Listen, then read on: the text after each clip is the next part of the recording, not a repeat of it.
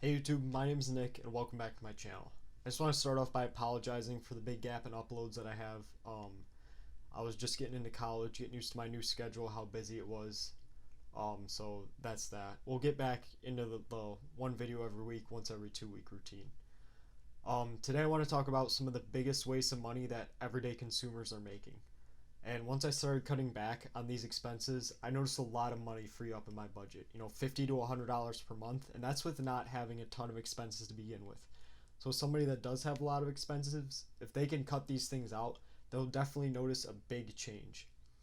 And some of these things you might not even realize are making an impact on your pocketbook because either they're such small expenses or you see them as necessities, or some people might. A big thing is coffee, and we're going to talk about that first right after the disclaimer.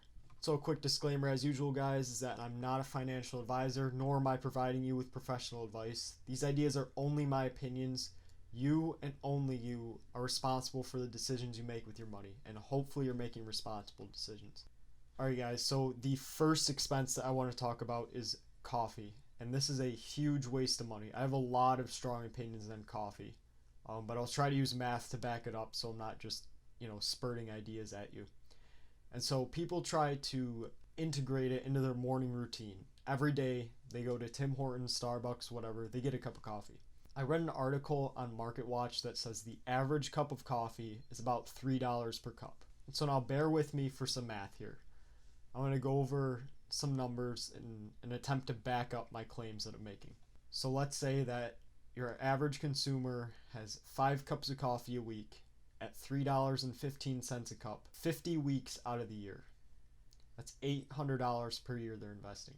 Now I'm using really conservative numbers here. Most people are probably going to get more than 1 cup of coffee a day. They might go every day out of the year. I'm being super conservative just to show you the power of these numbers. So if that $800 per year is invested at a return of 7% for 20 years, you'd end up with $40,000 with only $16,000 invested. That's just for cutting a cup of coffee out of your morning routine. And I'm not saying you don't have to drink coffee, because you can make it at home for a fraction of the price, 20, 30, 40 cents compared to the $3 that you're paying when you go out. And $3 is a really baseline number. I mean, if you want to get all these additions and all of these specialty syrups and toppings on your coffee, you're looking at $7, $8 for a cup of coffee, which in my opinion is just absolutely ridiculous. And so if we use some more realistic numbers, say you get a cup of coffee every day, we'll keep the same price, $3.15. And we'll just change the rate of return by 1% up to the market average from the past 100 years. You would have $250,000 in 35 years. $250,000 just for making your cup of coffee at home in the morning. And so a lot of people like to justify their going out for coffee is that it's a huge time saver and stuff like that. It really isn't. It might take me 5 minutes in the morning to make my cup of coffee, while somebody going out, taking a trip to Starbucks, if they have to go in or if they go through the drive-thru, 5 minutes would be a quick visit. I treat a trip out to the coffee shop as if I'm treating myself rather than a time saver. That way I don't have to justify a daily trip. I try to limit myself to maybe twice a month. That way I can really, really slow down the amount of money that I'm spending on these, really trivial things, and I can invest that and work towards my financial future. Don't try to justify yourself that it saves time, because it really doesn't. You could do the same exact thing at home in exactly the same amount of time, if not a shorter amount of time. And so the next waste of money I want to talk about is eating out, eating at a restaurant, fast food, whatever. And it's the same principle as coffee. It's way more expensive than just doing it at home, and it does not save time. If I get one point across, it's do not make a habit out of it. Like, you could go out with friends every once in a while, you could go out with family. If you're in a pinch, you got to get somewhere quick and you're already out, grab some fast food, whatever. I try to limit myself to 1 or 2 visits per month. And so with coffee and eating out, they're a really small expense. But if you take a small expense or a small number and multiply it by a big quantity or big number of times, you get an even bigger number. And so something that might cost you $2 or $3 to make at home is going to cost you $10 or more eating out. It's really hard to find a meal for anything under double digits that's going to really fill you and keep your energy sustained for the day. Okay, so this next waste of money isn't necessarily an item, it's more of a lifestyle. That lifestyle is keeping up with the Joneses, trying to keep up on trends, always buying next gen phones or next gen clothes, things like that. The biggest thing with this is cell phones and clothing, in my opinion. For example, if you were to buy a Google Pixel 5 or, the new flagship iPhone, those are going to be well into four figures. When you could just get a Pixel 4a or an iPhone SE or a Pixel 3 even for $400 at the most. And they're practically the same phone. The newer versions might have one or two, cool new features, but essentially they're the same phone as the smaller ones. And it's the same thing with clothing. These clothing manufacturers, they advertise that, there's 5 or 6 seasons per year where you have to change your entire wardrobe or else you'll be out of the fashion. That's just not true. You could have a really basic wardrobe that you could just add things on top. Like, I'm a big flannel fan. I'm not saying you have to wear a white t-shirt, jeans, and flannel for the rest of your life. It's just be more conscious about what you're spending on clothing.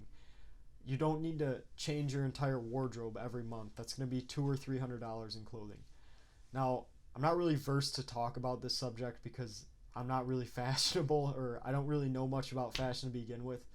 But I do know that a lot of consumers get really caught up in these clothing trends, and it ends up hurting their pocketbooks in the long run. And so if you could just pick clothes that you can wear for a while without them going out of fashion, and to be honest with you, people don't really notice what you're wearing that much. So if you wear the same thing twice, it's not the end of the world. Nobody's going to comment on it. Almost nobody's going to notice. And so I'm not saying you have to be like me and always wear, a blank t-shirt, a sweatshirt, or some flannel. But an entire wardrobe change is not necessary every month. Alright, and the last waste of money that we're going to talk about is new cars. And new cars and leases, they're terrible wastes of money. As soon as you drive a new car off the lot, it takes a $10,000 loss the second you drive it off the lot.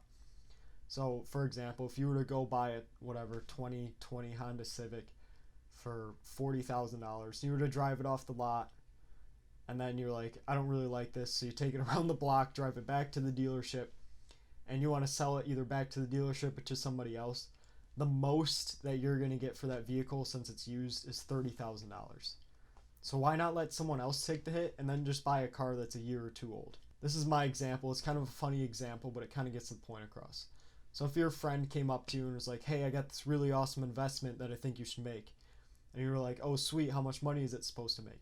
They're like, well, if you invest $20,000, you're going to lose $10,000, and then you should just sell out because that's a terrible loss, and then you'll be $10,000 short. Would you ever make that investment? The average person would say no. I know I wouldn't make it, and hopefully you wouldn't make that. So heavily consider used options, even just a year or two old, and it will save you tens of thousands of dollars. If you're younger, just getting financially started like myself, my car's a 2007, so at the recording of this video, it's about 13 years old. If you're a little bit more financially stable, just go with something a year, 2 years, 3 years old. It's not a big deal. But if you're still working towards financial freedom, I think it's super important to view cars with a utilitarian purpose. They're not there to be flashy, they're there to get you from point A to point B. And then once you're set and you're making enough money to be comfortable and it's not a huge hit to you, then you can think about, ooh, I want heated seats, power windows, heated steering wheel, self-driving, all that stuff. But even you can get all of those features even with a used car. Like I said, 1 or 2 years old, dealerships sell them, and they're at a heavy discount. You're just not going to get the new car smell. And so that's all I got for my biggest waste of money. Hopefully you guys enjoyed the video. If you found any sort of value in it, please leave a like and subscribe. It really helped me out being a small YouTuber. And if I missed any waste of money, make sure to comment them down below. If you guys find yourselves wasting money on something that I didn't mention, leave it down below. And if you disagree with any of my claims, go ahead and tell me why in the comments also. Thanks again for watching, and I'll see you in the next one.